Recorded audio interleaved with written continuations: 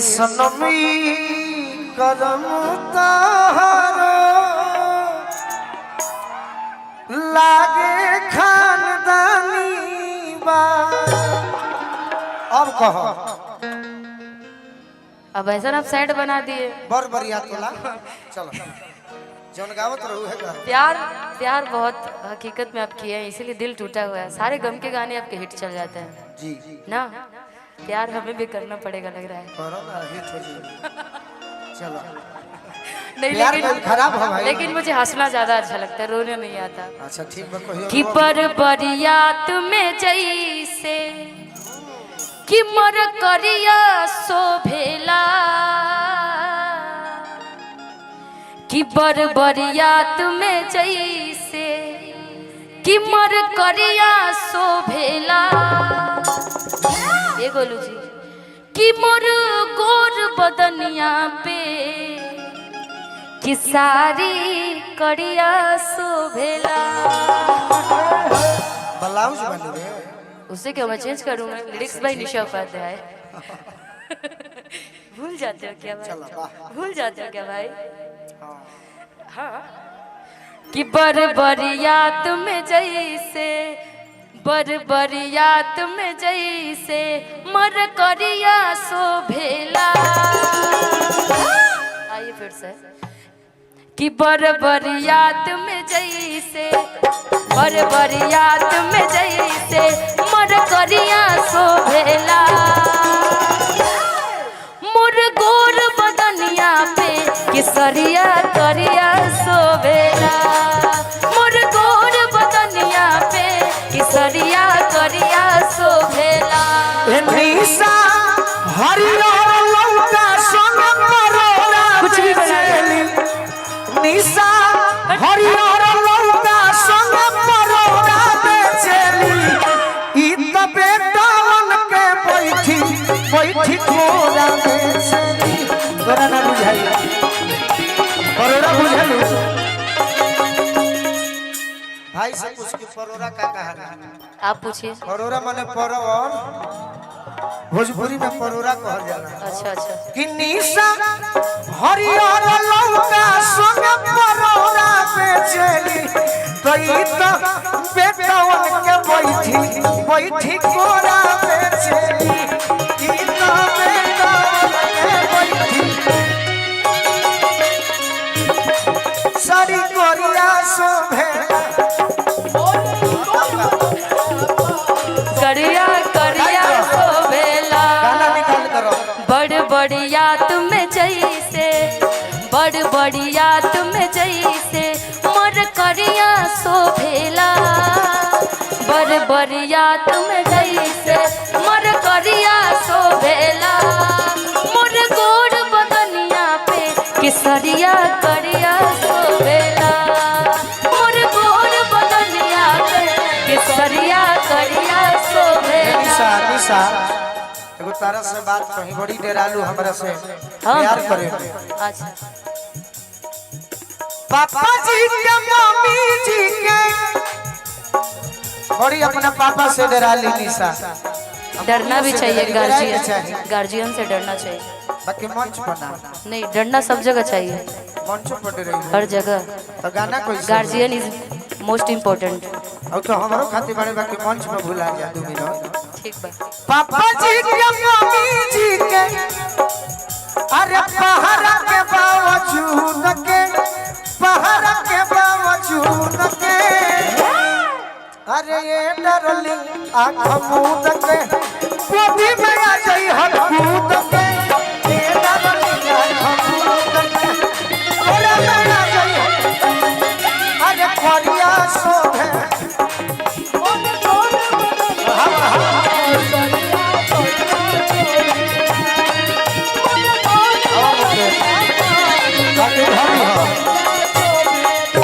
कि ए जी अम्मा हुआ माँ के झूमे डालिया। ए जी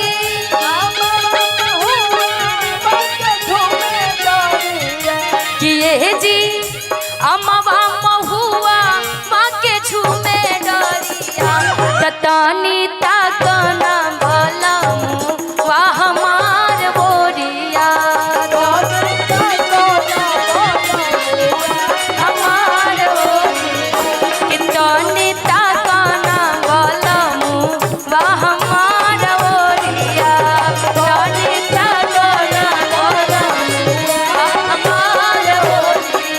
सचिन यादव जी व नेता आरजेडी जौन लिखले बनी हम बोल देता नहीं लालू यादव जिंदाबाद। सचिन यादव जी व नेता आरजेडी कि तहरा लाल लाल ओठवा से मोध चुएला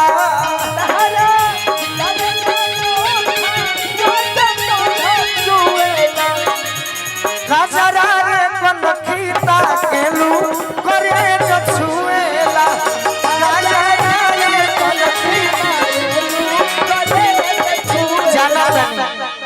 जनतनी के तहर फैन बड़े हमरा पर राइफल भी गवा देबू बम भी गवा देबू बाकी गम नहीं गम ना हमारा राइफल बम के अरे ना बुलेट बारूद के अरे ना बुलेट बारूद के ऐसे भाव दे दो अरे डरले आंख मूंद के मोरा में जाए पावर ए राजन भैया भाव देबो कि ना इतना जोर से खींचोगे तो मैं गिर जाऊंगी। तो मेरे पास भी पावर है इतना कि अरे खींचोगे तो प्यार से नहीं फिर रुके भाई और थोड़ा प्यार से छाव से बुलाइए और थोड़ा सा थोड़ा सा और प्यार से रे रे रे वाला करोगे तो मैं और गुस्सा हो जाऊंगी। ये भी नहीं अब कैसे ये भी नहीं ए भाई अब कैसे प्यार से बुलाओ जला और प्यार से थोड़ा सा आओ ना ओ मने कैसे कि ये डार्लिंग आँख मूंद के अरे डार्लिंग हाय हाय ए डार्लिंग आँख मूंद के मोरा में जाई हो मूंद के जिया से गाना बा कि मोर गोर बदनिया पर किसरिया करिया सोवेला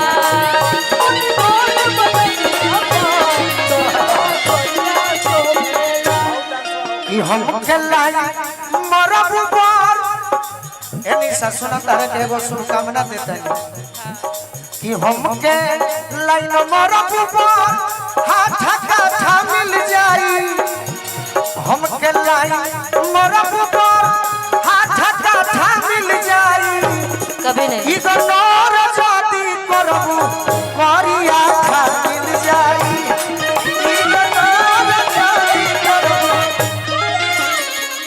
हम बानी मूड में अरे हम बानी मूड में तू बाड़ू एटीट्यूड में इसको लड़ा लो इंट्री पैबू बॉलीवुड में इतनी सुंदर तो मैं हूँ हमरा पे मनबू तो बड़ अच्छा मिली अच्छा अना तक करिया अच्छा मिली अच्छा अब मनबू तो दिल्ली शहर में जमीन दू चार काठा मिल जाई ई गनोर जति करो करिया अच्छा मिल जाई ई गनोर जति करो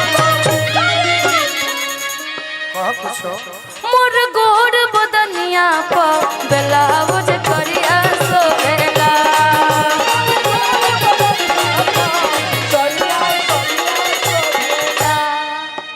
शीशा के सोझा जब हम जाने शीशा के सोझा ई रूपवा के देखी मने मुस्कानी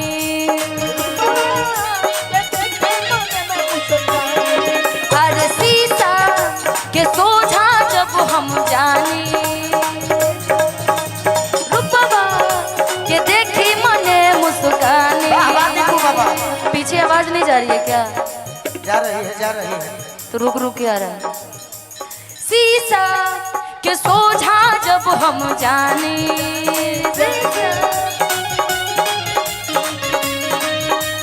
रूपवा के देखी मने मुस्कानी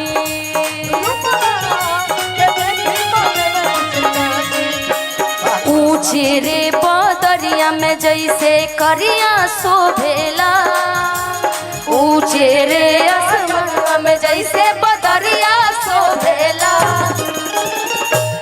कि मोर गोर बदनिया पे बहुत सुंदर किसरिया करिया शोभेला। अच्छा